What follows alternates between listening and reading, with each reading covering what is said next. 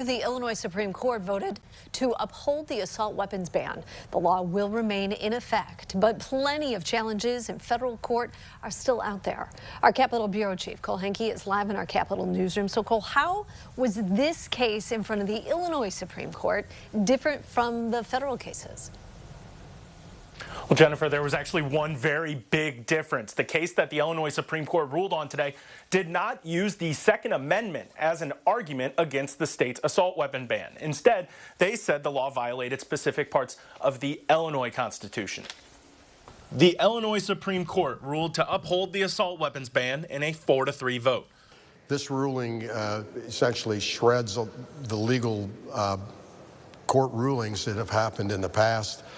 Another day, another week and month moving forward where assault weapons and high-capacity magazines are not being sold in Illinois. Republican Representative Dan Caulkin argued that the law violated the Equal Protections Clause of the Illinois Constitution.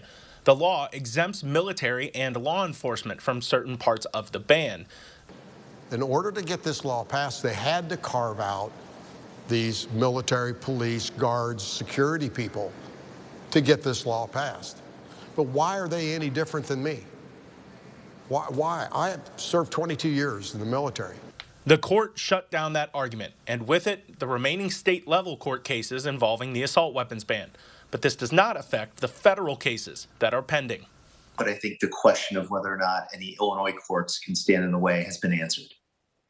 There are several federal court cases that are arguing that the ban violates the Second Amendment.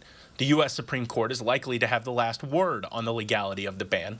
Governor Pritzker said Thursday before the ruling came down that he was optimistic about his chances at the state level, but knew the U.S. Supreme Court was the final hurdle.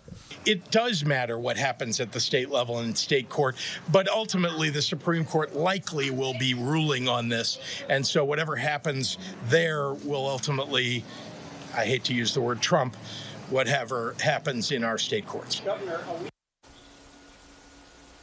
Now, unless a federal court does override this state Supreme Court ruling, the law will remain in effect. And one of the parts of the state's assault weapons ban is that in 5 months at the start of the new year, anybody who owns an assault-style weapon under this ban has to register it with the Illinois State Police.